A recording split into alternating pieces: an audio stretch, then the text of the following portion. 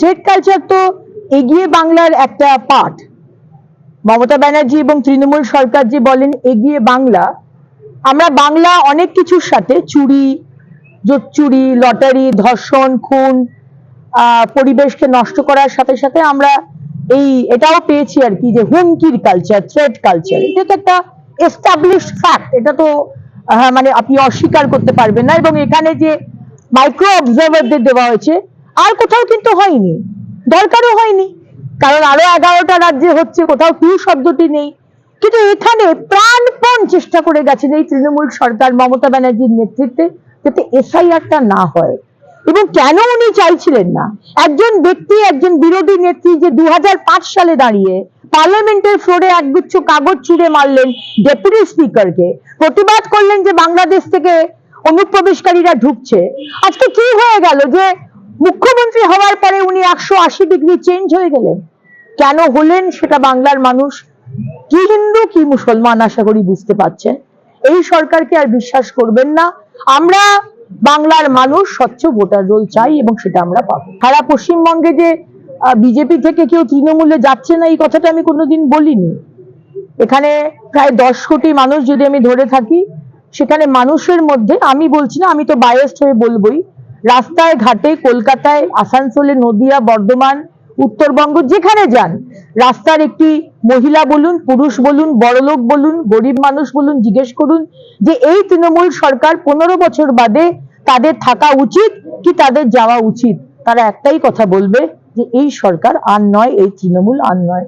সুতরাং সেই হিসেবেই আমি বলবো যে মমতা ব্যানার্জি, আপনি অনেক সুযোগ পেয়েছিলেন, মানুষ আপনাকে ভরসা করেছিল, ভালোবেসেছিল, কিন্তু আপনি সেই ভরসার উপর কি বলবো, মানে ধোঁকা দিয়েছেন আর কি, আপনি প্রতারণা করেছেন। আপনি যদি চেষ্টা করতেন, বাংলার মানুষ খুবই সংবেদনশীল, আপনার চেষ্টাকে সম্মান দিত, কিন্তু আপনি অসত্য কথা বলে গেছেন, হিন্দু মুসলিম করে গেছেন, না হিন্দুদের জন্য কিছু করেছেন, না মুসলমানদের জন্য কিছু করেছেন। আপনি শুধু আপনার কয়েকটি দলের নেতা মন্ত্রী আর আপনার পরিবারের জন্য কাজ করেছেন, আর কারোর জন্য করেননি। আমরা আপনার সরকার আর চাই না, আপনি সম্মানের সাথে বিদায় হন, নতুন সরকার আসুক যে পশ্চিমবঙ্গের উন্নয়ন করবে। পুলিশ তো মমতা ব্যানার্জির পুলিশ, মমতা ব্যানার্জি পুলিশ মন্ত্রী এবং ক্যাডারের থেকেও বেশি তৃণমূলের ক্যাডার হয়ে পুলিশরা কাজ করে। এবং আমরা ইলেকশন কমিশনের কাছে, মিস্টার জ্ঞানেশ কুমারের কাছে এটাই আবেদন করব যে প্রতিবারের ইলেকশনে যেভাবে দেখি পুলিশের অত্যাচার এবং পুলিশের প্রভাব, স্টেট পুলিশের, এবারে যেন কোনো জায়গাতে তারা প্রভাব খাটাতে না পারে, সেন্ট্রাল ফোর্সকে ভুল বুঝিয়ে ভুল জায়গায় নিয়ে চলে যাওয়া, সেজন্য অন্য রাজ্য থেকে বড় বড় পুলিশ অফিসারদের নিয়ে আসুন, আর এখানকার যারা তোষামোদি করে পুলিশ, যারা টিএমসির ক্যাডার হয়ে কাজ করে, তাদেরকে অন্য রাজ্যে পাঠিয়ে দিন ওই ইলেকশনের সময়টা, তারপর আবার তারা ফিরে আসবে। সোনাপাপ্পুর মাথার উপর তৃণমূল নেতাদের আশীর্বাদ আছে, কারণ মুখ্যমন্ত্রী যদি মুখ্যমন্ত্রী হওয়ার পরে চেতলা থানা, ভবানীপুর থানা গিয়ে ডাকাতদের, দুষ্কৃতীদের ছাড়িয়ে আনতে পারেন, তাহলে সেই তৃণমূল 15 বছর বাদে তৃণমূলে যারা গুন্ডা বাহিনী আছে, যারা তাদের বুথ রিগিং করে, খুন করে, রেপ করে, তাদেরকে ছাড়াবে, তাদেরকে শাস্তি দেবে, যাতে না হয় সেটা দেখবে, সেটা তো স্বাভাবিক ব্যাপার, সেটাই হয়েছে।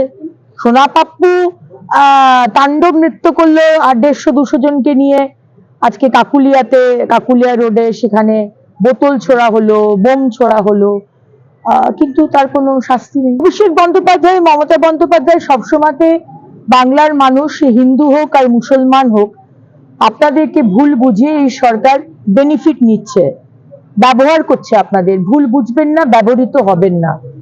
এই যে পুনের যে পরিযায়ী শ্রমিক বলা হচ্ছে, সেখান থেকে বলে দেওয়া হয়েছে যে এই পুরের শ্রমিক যার মৃত্যু হয়েছে মারামারি করে, মদ খেয়ে, মদ্যপ অবস্থায় মারামারি করে তার মৃত্যু হয়েছে, এসআইআর এর জন্য মৃত্যু হয়নি। ঝাড়খণ্ডেও কদিন আগে যে একজন সংখ্যালঘু সম্প্রদায়ের পরিযায়ী শ্রমিককে বলা হলো তাকে মেরে দেওয়া হয়েছে, এই সরকার, পশ্চিমবঙ্গ সরকারের বন্ধু সরকার, ঝাড়খণ্ডের হেমন্ত সোরেন সরকার বললেন যে না, সেই ব্যক্তিটি সুইসাইড করেছে, এসআইআর এ মৃত্যু হয়নি। কিন্তু আমরা দেখলাম বেলডাঙ্গাতে ঘন্টার পর ঘন্টা ন্যাশনাল হাইওয়ে বন্ধ করে, অবরোধ করে সাধারণ মানুষ ভুক্তভোগী হলেন, যার মধ্যে কিন্তু মুসলমানরাও ছিলেন, শুধু হিন্দুরা ছিলেন বা শিখ ছিলেন এটা ভাবার কোনো কারণ নেই।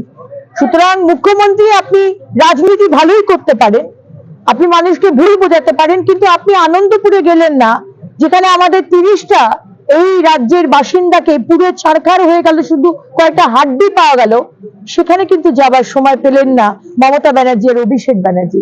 কিন্তু বাংলার মানুষকে গুলিয়ে দেওয়া যাতে যায়, এসআইআর যাতে কোনোভাবেই এই প্রক্রিয়াকে বন্ধ করা যায়, কিন্তু আর বন্ধ হবে না, কারণ এখন এসআইআর শেষের দিকে, সেটাই করে এসেছেন। এবং আমি হিন্দুদেরও বলবো, মুসলমানদেরও বলবো, এই দল এবং এই মুখ্যমন্ত্রী আমাদের শত্রু বলতে পারেন, পশ্চিমবঙ্গের শত্রু, এনাকে বিশ্বাস করবেন না। আজ 15 বছর তৃণমূল সরকার রয়েছে, কোনো অর্থ কি সঠিকভাবে ব্যবহার হয়েছে? আজকে আবাস যোজনার যে টাকা কেন্দ্র সরকার পাঠিয়েছেন, তার হিসেব কি মমতা ব্যানার্জি আপনি দিতে পেরেছেন? আজকে 100 দিনের কাজের টাকা অন্য রাজ্যের মতো আপনাকেও দেওয়া হয়েছে, আপনার সরকার কি হিসেব দিতে পেরেছে? আজকে মিড ডে মিলের টাকা আপনি খরচা করেছেন হিঙ্গলগঞ্জে আপনার সভায় গাড়ি নিয়ে যেতে, কনভয় যেতে, সেখানে গাড়ির খরচাতে দেওয়া হয়েছে, কম্বল বিতরণে দেওয়া হয়েছে, এটা আমরা দেখেছি। সুতরাং আর 2 মাস আয়ু মমতা ব্যানার্জি আপনার সরকারের। সুতরাং মে মাসে বিজেপির নতুন সরকার গঠন হলে প্রত্যেকটি ধর্মের মানুষ, বর্ণের মানুষকে নিয়ে এগিয়ে যাওয়া, পশ্চিমবঙ্গের যাতে উন্নয়ন হয়, ভারতীয় জনতা পার্টির সরকার সেটা দেখে নেবে। মনে করতে খুব কষ্ট হয়, কিন্তু জানতে পারলাম আমাদের আইনজীবীর কাছ থেকে যে 2019-এ ডোরিনা ক্রসিং এ আমাদের কোনো জমায়েত হয়েছিল, যেটাকে কলকাতা পুলিশ আনলফুল দেখিয়ে, আজকে আমরা 11 জন ছিলাম সেখানে, 11 জন নেতৃত্ব ছিলাম, তাদের সবাইকেই কেস দেওয়া হয়েছে। গণতান্ত্রিক পদ্ধতিতে আন্দোলন করা এটা আমার রাইট, কিন্তু সেখানে মমতা ব্যানার্জি তার পুলিশকে দিয়ে আমাদের মুখ বন্ধ করার চেষ্টা করছেন। প্রথম দিনে উনি বলেছিলেন মুখ্যমন্ত্রী হওয়ার পর যে বিরোধীদের স্পেস দেওয়া হবে, কিন্তু কিভাবে স্পেস দেওয়া হচ্ছে সেটা দেখতেই পাচ্ছেন। আর উনি একজন সাংবিধানিক পদে থেকে উনি চলে যান ইডি রেড থেকে ফাইল চুরি করেন। এইটা হচ্ছে গণতান্ত্রিক অবস্থা আমাদের পশ্চিমবঙ্গে। দেখুন, আজকে অনেক ঘাত প্রতিঘাত সহ্য করে আজকে ইলেকশন কমিশন এবং মিস্টার জ্ঞানেশ কুমারের নেতৃত্বে আজকে এসআইআর প্রক্রিয়া কালকে সম্পন্ন হতে চলেছে। আমরা সাধারণ মানুষ হিসেবে ওনার কাছে এটাই চাই যে একটিও বৈধ ভোটারের নাম আশা করব যেন কাটা না যায়, সে হিন্দু হোক আর মুসলমান হোক। আর একটিও বাইরের মানুষ, ঢাকার মানুষ, বাংলাদেশের মানুষ, বার্মা বা রিঙ্গুনের মানুষ আমাদের, বা পাকিস্তানের মানুষ আমাদের রাজ্যে বা আমাদের দেশে যেন না থাকে। একটিও মৃত ভোটারের নাম, ডুপ্লিকেট ভোটারের নাম, শিফটেড ভোটারের নাম যেন না থাকে। স্বচ্ছভাবে ভোট হোক, তারপরে যে কোনো দল জিতুক, আমরা মাথা পেতে নেব।